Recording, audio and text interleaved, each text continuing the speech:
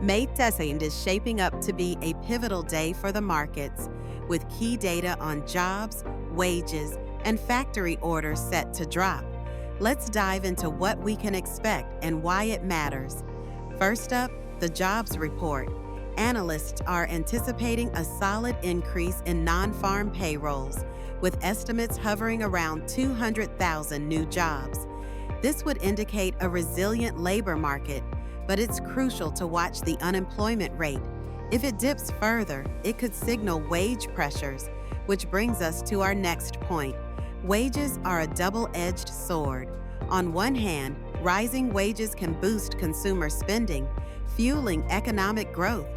On the other hand, if wage growth accelerates too quickly, it could prompt the Federal Reserve to tighten monetary policy even more aggressively. The forecast is for average hourly earnings to rise by about 0.3%. If we see a surprise jump, expect market volatility as investors recalibrate their expectations for interest rates. Now, let's talk factory orders. This data is a leading indicator of economic health.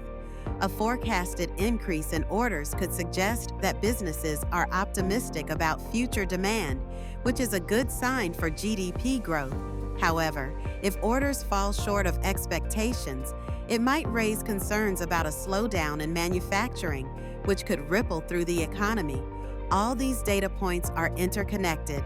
Strong job growth and wage increases could lead to inflationary pressures, prompting the Fed to act.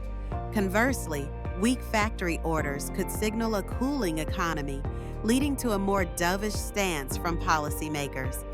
As we approach May 2nd, keep an eye on these indicators. They'll not only shape market sentiment, but also influence investment strategies moving forward.